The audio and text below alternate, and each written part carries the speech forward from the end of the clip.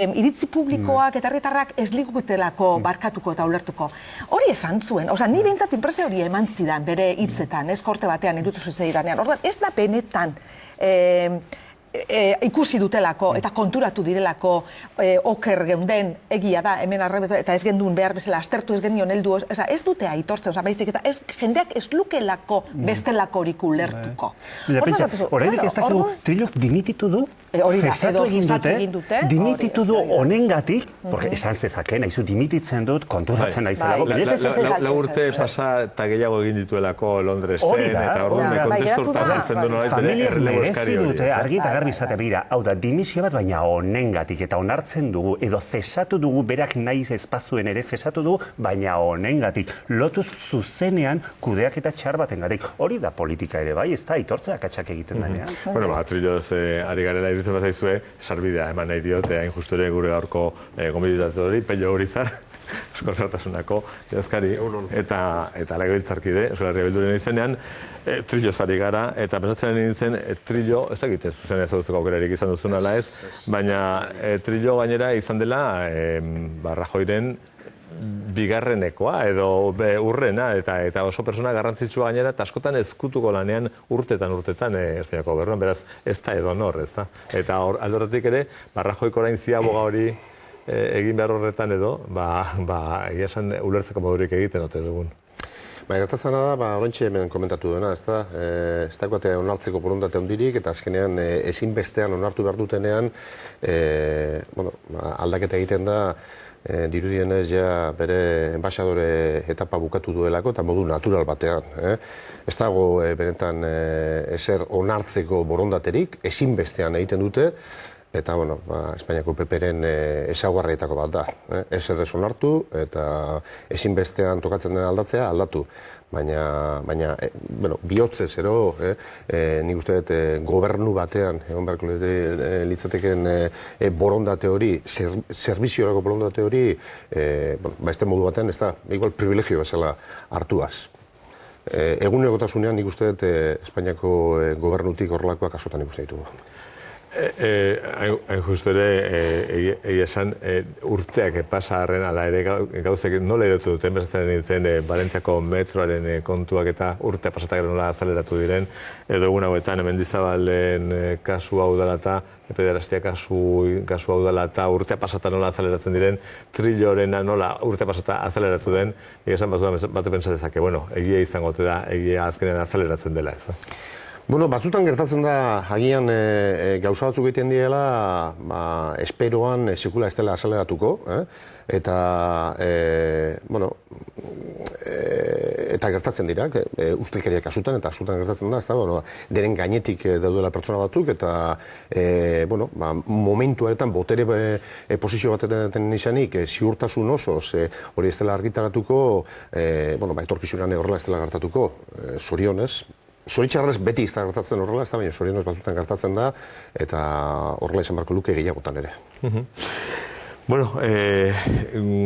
Bihar manifestazioa sarek deituta, eta ezker abertzalearen ekitaldia den, ala ez den Joseba Azkarragak adierazpenak egin ditu, guk ez ditu jaso, baina egin ditu, justu ere, berak adieraziz bera ez dela ezker abertzalea, bera ez dela ezker abertzalekoa, eta manifestazio horren eragile badela, eta pankarta horren atarian buruan ezker abertzaleko ez den jende asko egongo dela, eta beraz manifestazio hori ez dela ezker abertzalearen patrimonio bat edo dena delako bat ez da, eta hori argitu nahian, zer da, biharko manifestazio zurezat? Niretzat ez da ezker abertzalearen manifestazio bat, ni ere ez naiz ezker abertzaleko, eta izango naiz, azken urteetan izan zen bezala, eta ni bezala milaka eta milaka pertsona egongo dira, uste dutelako, pertsona batzuen eskubideak ez dira bermatzen, legeak ala aginduz ere, erabaki politiko bat dagoela, eskubide horiek ez bermatzeko, eta nahi badugu benetan herri hau beste aro batera pasatzea, hori behar bezala itxi behar da. Horrelako ustea dukagun milaka eta milaka pertsona gaude, zalantzarik gabe ezker abertzale barruan baita ere, baina soilik ezker abertzalera mugatzea hau, niretzako ez dakit konstienteki egiten den balorazio baden, baina ez da balorazio zuzena, eta konstienteki egiten bada nik uste oso gogo txarra zeinakoa. Bueno, Euskal Herria Bildu izango da alderdi bezala, edo koalizio bezala, koalizio bezala, bertan egongo den bakarra, bertara ez da Podemos bertaratuko esateterako, ez da Euskal Herria Jeltzalea ere, Podemoseko nagoa alba izan genuen aurrekoan hemen, eta berak esan zuen, bera egongo dela, berak gauza hon asko ikusten dizkiolako manifestazio horren deialdiari, eta egin direna aleginei, eta guztiak balioan jarri zituen, baina gauzatzuk falta direla, eta horretik alderdi bezala ez dukatela bertan egoterik zioen. Bueno, bereik ikusiko dute, egia da egin dituzten adierazpenetan eta tatako oharrean, ez da, bat egiten dutela, bertan eskatzen denekin, eta ez da, baina gero erabakitze dutela, bertan ez egotea. Injustizia bat egon badago, nik uste dut horre honbar garela eskatzen hori bete da din, edo justizia egin da din. Egoera perfektuak ez daute, beste gauza batzuk ere eskatu beharrekoa dira. Beste gauza batzuk eskatu beharreko tokietan egon barko gara baita. Baina nik ez dut ulertzen gauza guztiak behar bezala ez daudelako bertan ez egotea. Injustizia bat betetzen bada eta justiziaren alde eta giza eskubideen alde eskaera egin bar bada egon barko ginateke, gu egongo gara, baina bakoitzak azaldu barko du zergaitik erabakitzen duen pertsonalki bai eta politikoki ez. Bueno, nahasketa aipatu dugu, ez da, Ezker Abertzalea, edo eta Euskal Herria Bildu, eta ezakit dioztu, ez da, agian hori konstientek egiten den, ez den intentziorik egiten dena, ez den. Nik argi daukat kasu batzuetan konstientek egiten dela. Baina nik uste, argi daukadana da, gizartearen gero eta jende gehiago argi daukala, hori zalantzarik gabe, Ezker Abertzalea hor dago, baina Ezker Abertzaletik aratago di joan pertsonak, ez soilik beste alderdi politiko batzuetako kide dialako, baizik eta EH Bilduren proiektua anitzagoa delako, eta EH Bilduren proiektuko partaide sentitzen direlako, EH Bildu hori baino gehiago da. Bueno, sortu, prozesu bete-betean sartua dago, bere zuzendaritza guztia eraberritzeko, eta bere proiektua ere eraberritzeko, ikusten dugunagatik edo, sortu pixu berezia bat duela Euskal Herria Bildun ezinbestekoa da noski, hala dauka, eta gaina zuek banatua daukazu, okerrezan Euskal Herria Bildun ondo banatua daukazu nolabait alderdi bakoitzaren nolabait presentzio hori edo, ez da elkarlan horretan edo, baina, azkenean beti ere betiko batera, ez da, noski prozesuak horrela gertatzen diren neurrian, Euskal Herria Bildu, ez da Ezker Abertzalea, baina zer da, zer izango da, zertan bukatu dezake, zer ikusten du Pello Urizarrek izango dela, hemendik eta denbora batera. Euskal Herria Bildu jada, esan dezagun koalizio soil bat baino gehiago. Egituratzen ari da, hobetzen ari da, hobekuntza konstante izan behar da, eta horretako borondate izateaz gain, errealitate bada EH Bilduren baitan. Zer izango dan? Nire ustez izango dena da, eta gainera denbora luze baino gehiago, izango da, erabakitzeko eskubidea, herri honen borondatea bermatuko duen, eta ikuspuntu sozial batetik aurrerakoia izango den, eremu hori izango da EH Bildu, ez dut esango hegemonia, baina uste gizartearen zati haundi bat, uste horri izango dela, sozialki hor dagoelako baita, eta gauzak ondoen behar dira, egiturak eta ondoen behar da, pertsonekin kontaktua ona, lana ona, horretako borondatea, horretarako esfortzuak egiten ari gara, eta nik uste Euskal Gizartea ikusiko duela urte gutxiren barruan hori errealitate bat izango dela. Sortu aipatu du, baina Euskal Gertasuna, zertan da Euskal Gertasuna momentu enten? Euskal Gertasuna ere bere barne prozesuetan dabil, Euskal Gertasuna ere tokatze zaio bere. Onartuko duzu, Euskal Herria Bildu dagoenetik, Euskal Gertasunaz apenas hitz egiten dugun, ez da? Errealitate bat dauka Euskal Gertasunak. Euskal Gertasunak errealitate bat dauka, hori usteet onartzeko dela. Euskal Gertasunaren ekinbide politiko gehiena erakunden bitartez izan da. Egun hori EH Bilduren baitan dago. Beraz, ni usteet denei, eragile guztiei, EH Bildu barruan gauden eragile guztiei, tokatzen zaigula berra asmatzea, argi daukagulako egin behar dugun papera izan behar dela EH Bilduren osaketa, baina jakinik baita behin Etxe Bildu hor dagoela, historikoki eragile politikoek egin duten paper zati handi bat, baina betea dagoela. Horrek imaginazio behar du, horrek behar du denbora, behar du egokitzepen denbora bat, eta horretan ari gara. Horretan gaina nik uste dut ongi, egia da, erresa dela ikustea, hemeroteka tiratuz, ez da, bindala 7-8 urte egunkarietan nola agertzen zen eragile batero beste bat, eta gaur egun zati horren, hemerotekaren edabidetan atatzen den portzentai handi bat, gehiena, azken finean erakundetatik bideratzen dialako berri asko, EH Bildu daukala betea ero kopatua, ezta? Baina hori kontziente ginen apustu egin genuenean, eta behar duguna da bakoitzaren tokia ere bilatu, uste dugulako EH Bilduk berak potentzialia handia daukala, baina alderdiek osaketarako lan handia indartu dela baita. Guzti hau, azken baten, eta kanpotik eta urruteagotik ikusita, herritarren ikuspegitik ikusita, eta bakizu telebistan albiste bat ez dagoenean existitzen ez dela esaten den bezala, ez da, nahiz da existitu. Kasu honetan ere, guzti honek ez dut duen eramango, azken baten alderdien deusestera eta Euskal Herria Bildu izatera, alderdi bakarra hori, eta uste duzu, oraindik ere, bakoitzak bere izariri eusteko modua izango duela denboran, bentsat. Kompromiso politikoa dago horretarako. Etorkizunan segertatuko den inork ez daki. Etorkizunan edizan emetiko 20 urtera izango den inork ez daki.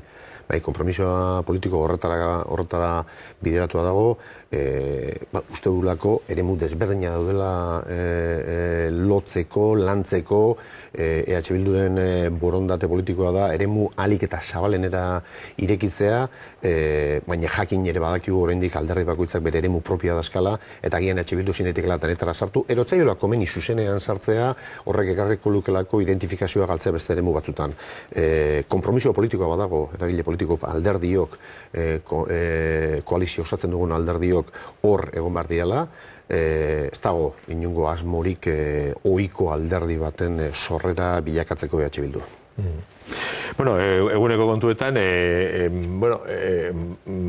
Euskal Jaurlaritzaren eta Madrid Gobernuaren arteko harremanak eguneroko izpide ditugu, eta gaur beste elegite balizko hien kontura, azken orduan gaude, epeak dira, bihar baino lehen dauka Espainiako Gobernuak elegite jartzeko aukera, ala ez, eta guzti horretan adikzioen legea da momentu enten orain kolokan dagoena, udal legea salbatuta gero, baztakite, hasteko eta behintzat horren balorazioa, udal legea, zuentzat lege garrantzitsua ere bada bereziki, ez da?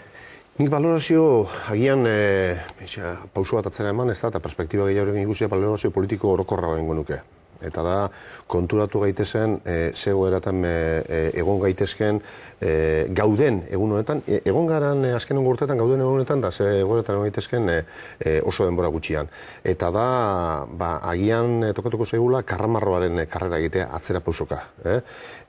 Konturatzen ari gara, eta askotan salatzen dugu, bertako eragile politiko askok, Madrilaren imposizioan, rekursuen bitartez, errealitate badela, eta da, teorikoki legez onartutako eskumen batzuk zalantzan jartzen direla behin eta berriz. Ez soilik estatuto bat guztiz betegabe izan, baizik eta oraindik ere estatuto horretan onartuta dauden eskumenak askotan zalantzan jartzen dira epaitegin bitartez. Ematen du, orain konpongeta dela, berriz ere aurreko egoerara bueltatzea. Errekurritua dauden, erolegita jarrita dauden lege horiek, pakean usten baditu Madrilek, jadana konponduta daukagu. Ez du gorrea pasurik ematen, Egoera horrekin ez du horrela pasurik ematen. Gertatzen zaiguna da, iraganean geunden egoera berdinean, oraindik ere bete gabeko eskumenak izan gabe, eta horrekin bakarrik konformatzen bagara, errebesala atzera pausoka gabiltza. Harremanetan, Jaurlaritza, Madrilekin izaten ari den harreman horietan edo, ez dakik iguala dena ez, El Paise behintzatoko errezpanago gaur beste dio presoen hurbilketa dala beste oztopoak edo arazoak sartu ditzaken edo sortzen dituen kontuetako bat. Beraz, badirudi, betiko arazo batzuekin bueltaka gaudela kate horretik atera ezinik edo. Bai, nahi esan, betik ere aurrera pausua planteatzen denean hor arazoa sortzen dira, espetxen transferentzia ere hor posible izango litzateke, eta barneatua dagoela baita Gernikako estatutuan, baina beti ere zerbait berri eskatzen dena hor arazoa dago. Eta gertatzen dena da, daukaguna zalantzan jartzen da, behin eta berriz, dituguna onartuta daukaguna ero eta hamarkadetan, gauza normal bezala, hezkuntzaren kasuan, planteatzen denean gu modu normalizatuan uste dugunean gu daukagula eredua finkatzeko eskubidea, bereik erabakitzen dute lege normatibo ero organiko bat atea eta hori hankasgora jartzea. Horrelako gauzak normala dira. Eta burrukan sartzen gara, defentsiban. Burrukan sartzen gara, ero tokatzezeko sartzea defentsiban, ez da, dauzkagun eskubidea, dauzkagun eskumen horiek, onartutako eskumen horiek, arriskuan jartzen ikusten ditugulako. Eta ara gehiago, aurrera pausua bat eman behar dugunean, aurrera pausua beti ere, jada, esaten dudana, Gernikako estatutuak onartzen duen balizko eskumen horien barne guretzako ere murritza dela eta haratago marko ginetekela, horra arazoak ikusten ditugu. Beraz, kokatu dezagun egoera dagoen bezala, eta ez gaitezen gauza murritzera joan, ez gaitezen garrantzitsu esanik ere lege bat ero beste bat, baina ikuspegi politikotik nik uste tokatzen zaigula ikuspegi oso izatea. Bueno, ikuspegi oso horretan edo, Euskal Legebiltzarra oraindik asten ari da, legegintzaldi berria, baina, bueno, lasterroten iritsiko diremen aurrekontuen aurreko eztabaidak, eta ez dakit aldortik aurre lan horretan ja posizioak, distantziak, edo hurbiltasunak zenbateria markatu dauzkatzuen gobernu koalizioa osatzen duten bi alderdiekin. Nik uste lehenik eta behin beharko litzatekena da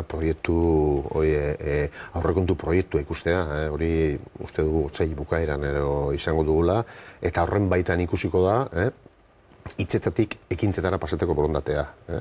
Hori baino lehenago posizionamendu politikoak egin ditzakegu, kezkaz esan dezakegu, Jaurlaritzak RGIarekin hartutako erabakia gure ustez erabaki okerra dela. Euneko 1,5 igotzea alegia. Gutxiengo salariotik desligatzea, hori guretzako akatze larria da, eta trampa bat egitea da. Eta horren baitan aurrekontuek filosofia horrekin egiten badira, arazo bat esango dugu. Baina aurrekontuei buruz hitz egiteko lehenik eta behin proiektua ikusi beharko dugu. Hemen zioen Joseba Egibarrek Euskadik bere eskumena beharko lukela gutxieneko lansariari dagokionean, eta agian lansari hori 707 euro baino asko zera handiago izango litzatekeela Euskadin, eta aldorrotik ere berak... 1.200 eskatzen dugu. Hori da, eta orduan konbenientzia zentzu horretan desligatu egotea bat eta bestea RGIa eta... Baina trampa egitea da, lehenik eta bertan legean bertan referentzia hori jartzen badu, egun dagoen kopurua referentzia hori baita dagoelako, eta planteatzen bada pibaren igoera referentzia horretatik gora izango litzatekeela. Osea, ezin daiteke gutxieneko soldataren referentzia albo batera utzi dagoelako. Egun horren baitan dago, eta legea onartu zenetik, martxan dagoenetik RGIa, referentzia hori izan da. Ekonomikoki interesatzen zaigu, guk uste dugu, Patxi Lópezek erabaki zuenean kongelatzea ero murriztea, 7 murriztu zuela, orain aukera ona zegoela, 8 igoera horrekin ez da. Baina dela 8 urte bezala iztea, ez gehiago, eta beste aukera bat galdu dela. Orduan dirudienez, murrizketa hori egiteak etzaukan ekonomikoki hainbeste inpaktu, baina orain berriz orduko egoeran jartzeak, ez gehiago orduko egoeran jartzeak kriston inpaktu ekonomikoa duka. Bueno, azkeneko minutu hauek ere gure solaskideekin aprobetxatuz, nola ez, ezta? Eberaz nahi zuenetik? Bai. Bueno, egunon, Irizar jauna. Nik, fiskat, lehenko astean, Gipuzkoan, berriz ere, errausgailua dela eta ez dela, hango, epaiketi batek, han egon zan kontratazioaren, behin bertan bera uste horren, irreguntarsasuna eta agerian utzi zuen, ez da? Zuk hemen aipatu dezu, PP-ez hitz egiteakoan, eta beste alderdi politikoetaz hitz egiteakoan, hau da, instituzioetan, zure kargoaren ondorioz, kargo horren erabilpen desegokia egiten bat dituzu, edo fonduen desegokia egitea dituzu, ardura, erantzukizunak eskatzen zaizkie alderdiei behar den bezala, ez da. Zuek ere, bide judizial hori edo instituzioetan egon diren alderdien jarduera politikoa loitzearen edo susmopean ustearen bidea hartu zenuten zenbait urtetan, eta bain badiru bumeran bezala, zueri ere etorri zaizuela hori, eta ja sententzia bat egonda, ez da. Zer daukazu horren aurrean esateko? Zer neurri hartuko ditu EH Bildu, baldin eta orain gertatu den epai hau bezala, bidegirekin egon diren, txosten horien faltsukeriak, eta baieztatzen baldin badira, eta holako gauzak gertatzen jarraitzen baditu. Ze ardura eskatuko diezue zuen karguetan egon diren? Guk erabaki politiko hartu genuen, erabaki politikoa zen eta argi adierazi genuen bere gunean, Gipuzkoak ez zuela inongo erraustegiri behar, egun adierazten dugu ez duela behar, azkenengo urtetan egia da, Gipuzkoan zaborren inguruan, hondakinen inguruan, ez da, referentzia handia egon dela, baina Gipuzkoak demostratu du zerbait. Berzikrapena eta... Erabaki ezagoki bat egon da, lege aurraketariak. Baina, galderak, baina, ez da, nik uste dut ikuspuntu osoa ikusi behar dela, ez da galdera, ez da bakarrik ez, testu ingurua jakin gabe, eta demostratu du berzikrapen tasak Euskal Herren ez beste toki guztietan konparatuz askoz gehiago behar diela, eta hori mantenduz, ez dela behar errausgailurik. Egun ere berdina mantentzen dugu, eta bere egunean, gobernua sartu ginean, hori aurretik esan genuen etzela behar, eta beraz, erabaki politiko horren ondorioz, eskaintza horren ondorioz, promesa horren ondorioz, agindu horren ondorioz, erabaki genuen bide legalak erabilita eta zeuden bide desberdinak erabilita alternatiba plantatuko genuela. Eta alternatiba ekartzen zuen errausgailua bertan bera kentzea. Horrek indemnizazio batzuk eman zituela, dirudienez indemnizazioak ordaintzea Gipuzkoako galera dira 200 milioi baino gehiago izango du, 300 milioi gehiago izango du kostea desberdintasuna errausgailua martxan jarri ero alternatibak. Hori dirudienez ez omen da kostea eta urrengo 30 urtetan Gipuzkoako udaletxeek ez dute hori ordaindu barko, ezta? Epaitegitara joten bada, EH Bilduk jakingo du erantzuten, argia daukagulako erabaki politikoak bere ekinbidea daukatela, eta guk gainera gauza horietan nahiko argiak izan geha, eta nahiko argiki adierazten ditugu, zer egingo dugun, egiten dugunean, nola egiten dugun, eta bukatu dugunean zein genuen. Beraz, inungo arazorik ez. Hemen kontua da, kondena bat jaso ezkero edo, nola enkajatu litekene kondena hori, ez da? Bai, baina lehenik eta bain ikusi behar da hori bide judizialetik joten den ero ez, eta hori ikusikoa ze bide izan dezaken. Erabaki politiko gartze orduan, eta erabaki politiko hiek errealitatea eramate orduan, izango baina beti bilurrez norbaitek epaitegitara sartuko gintuela, ez genuke zer egingo, eta nik uste dut herriak eskatzen digula gauzak egitea. Honintza? Egunon, Peio. Guztiz gai desberdin batera joango naiz. Gaur, zela hemen egunon Euskadin gauden, pasaden astean, aste honetan, ez pasaden astean ez gaur ostirala da, aste honetan, EH Bildu Gasteizen proposamen bat aurkeztu du, etxe honen EITB-ren birpentsaketa baterako edo erreforma baterako, eta hor data batzu jarri ditu, eta horren inguruan galdetu nahi nizukez, zerk eramaten du EH Bildu alako proposamen bat aurkeztera, eta zeintzuk dira ikusten dituen aldaketa beharrak edo beharrezko aldaketak EITB-ren Euskal Herriko Telebista Publikoaren inguruan. Bai, agerraldi atzuen genuen, txostenak banatuta genituen beste talde batzuei, baina uste dugu unea egokia dela 2022an espadut oker esaten 40 urte egite ditu etxe honek, eta uste dugu 5 urte ematen digula horrek hausnarketa sakon bat egiteko, hausnarketa konpartitu bat egiteko, eragile politikoen, baina beste eragile batzuen artean baita, unibertsitatea, kultura eta edabidetan dakizkitenak, eta nik uste planteatzeko ze EITB eredu behar dugun emetik aurrera. Nik uste dut gizartearen zati haunde batik argi dauka gainditutako etapa bat dagoela eta konpondu beharreko gauza asko daudela.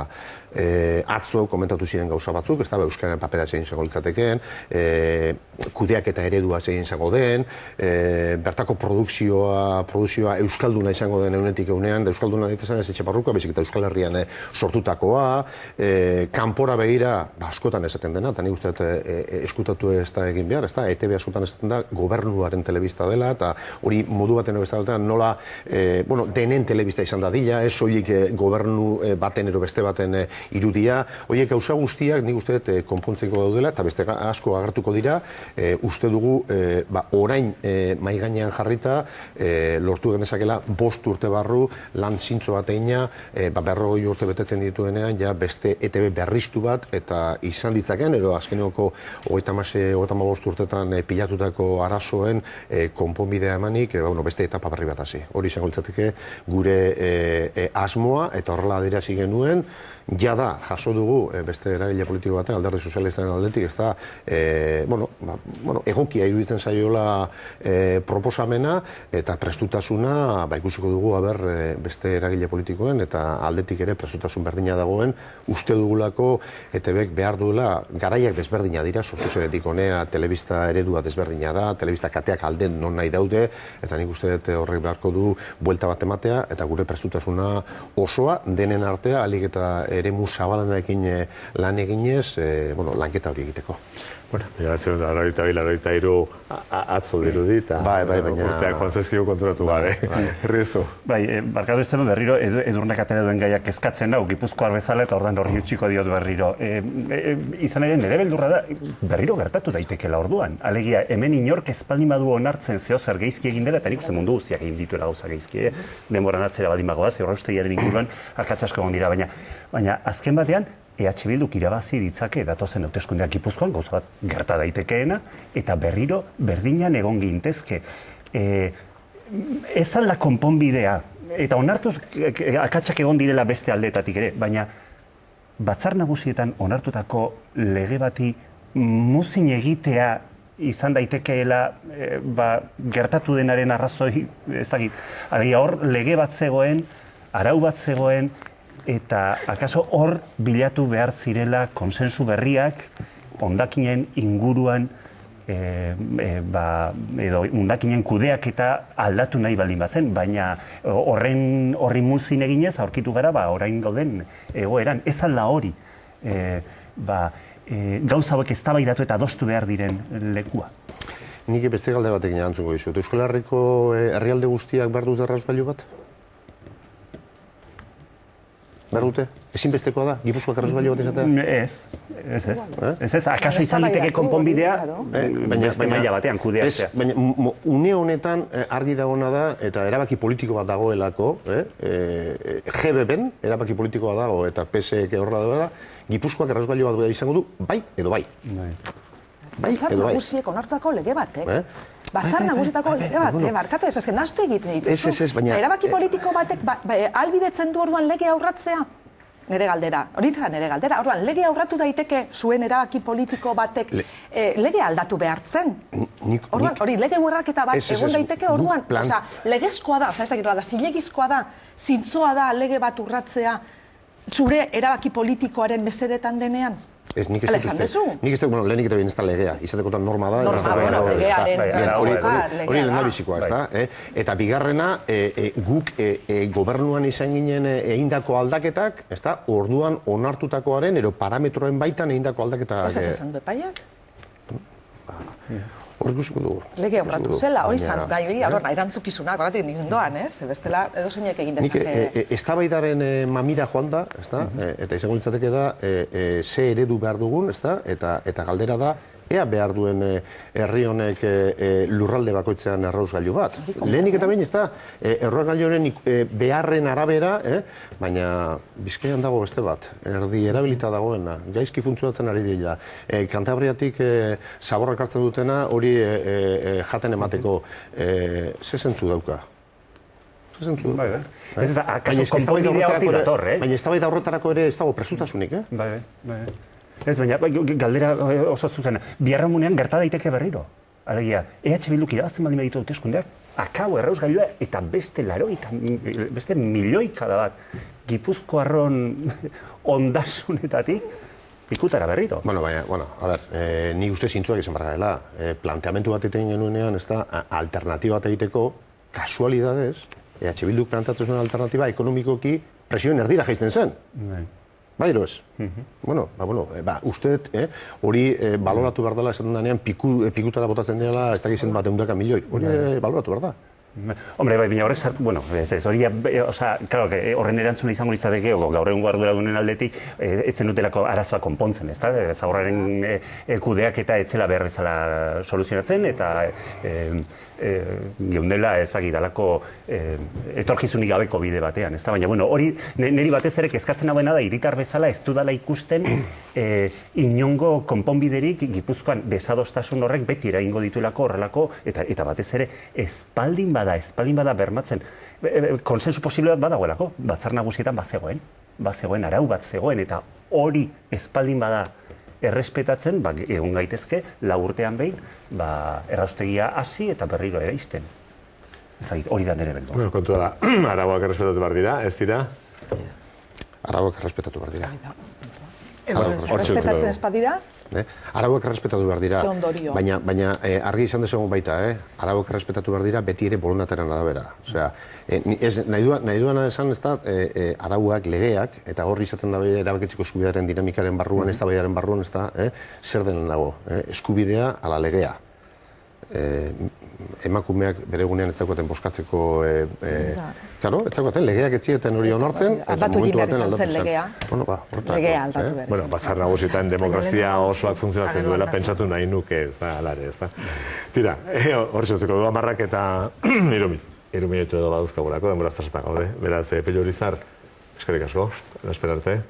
Legealdia hasita dago, eta egongo gara. Bai, egongo gara. Zuekin belaxe naiz, albisteak Xabier Usabiaga.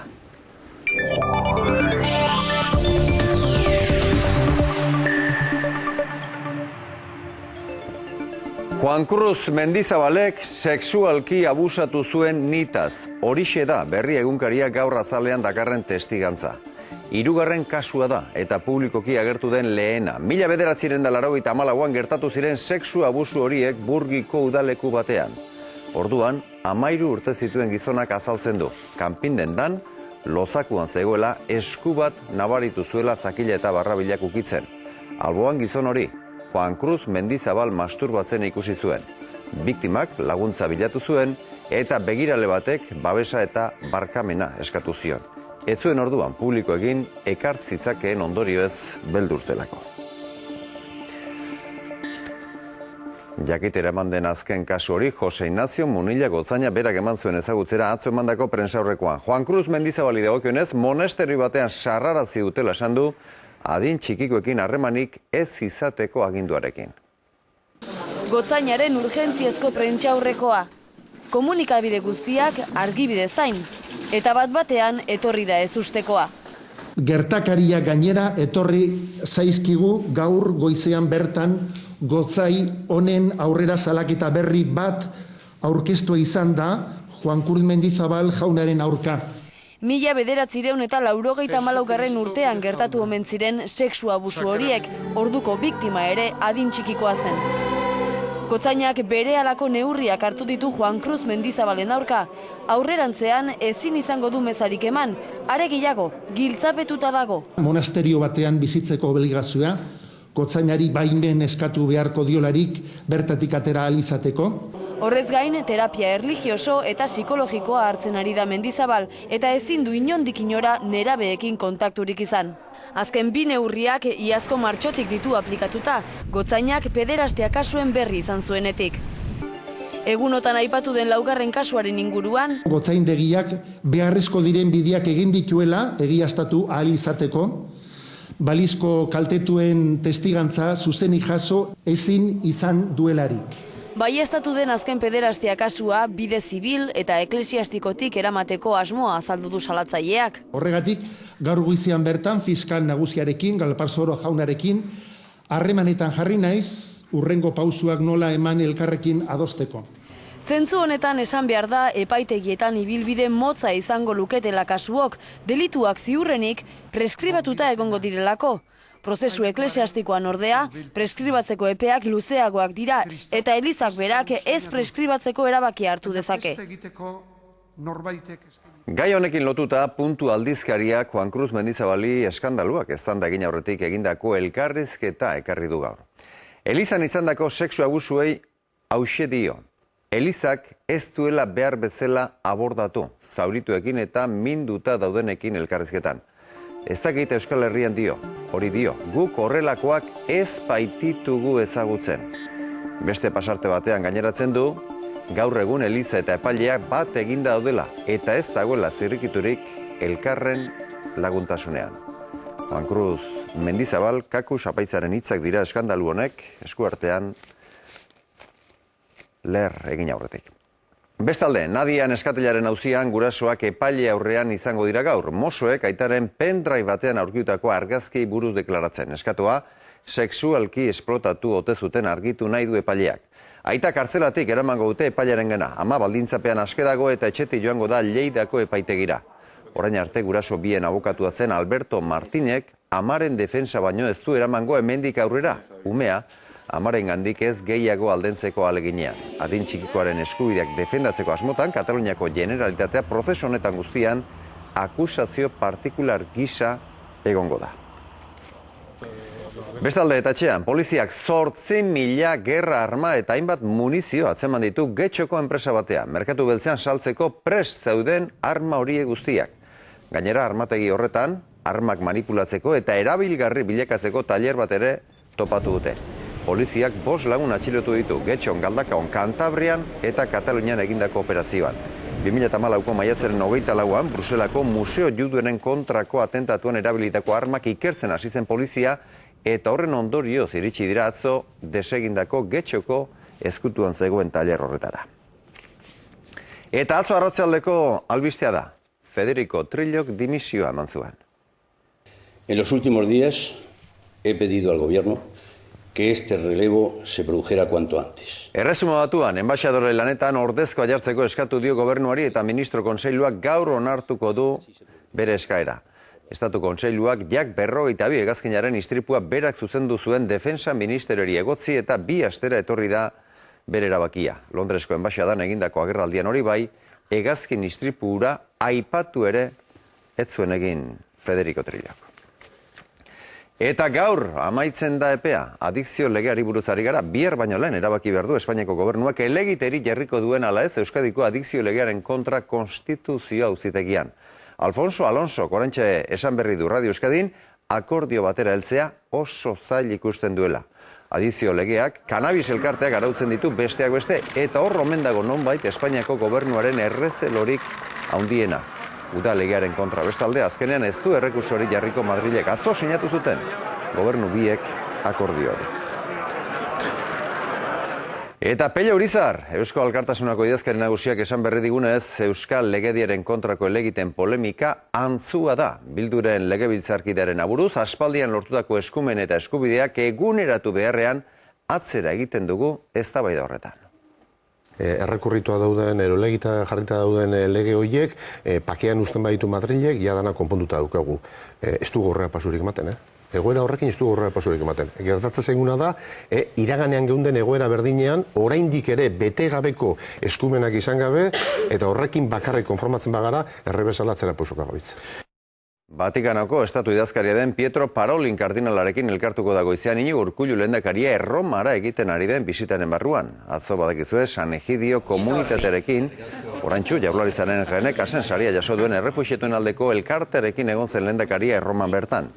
Elkarte horrek errefuxiatuentzat sortu izan dituen korridore humanitario babestu eta seguruak Euskadin eraiki ote daitezken aztertu zuen lehendakariak San Egidioko arduradunekin.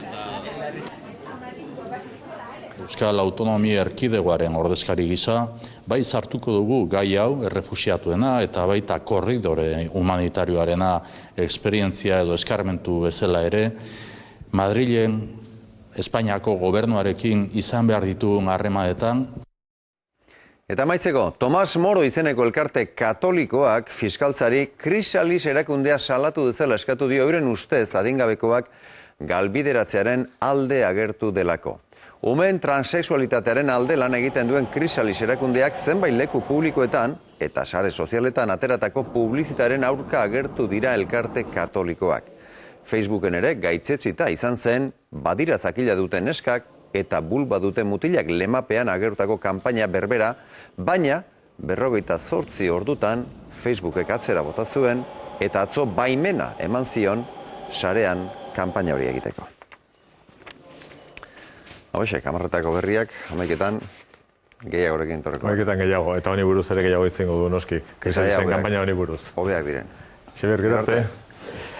Izan ere, kanpaina, kanpaina bitxian, nada ez den, ez da? Gogoratzea badirela bulba duten mutilak eta badirela zakila duten neskak, zakitez, azken baten transexualitatearen egia eta errealitatea hor dagoela, ez da? Eta hori da kanpaina honek agertu nahi duena. Eta Aingeru Maior, egunon? Aingeru Maior, egunon? Bai, egunon. Egunon, zuzara Krisalis elkarteko zuzendaria, presidentea ez da, eta ezakite, momentu honetan, kanpaina hori dela eta azken albisteak, neurri batean, harritu dautzi gaitu, baina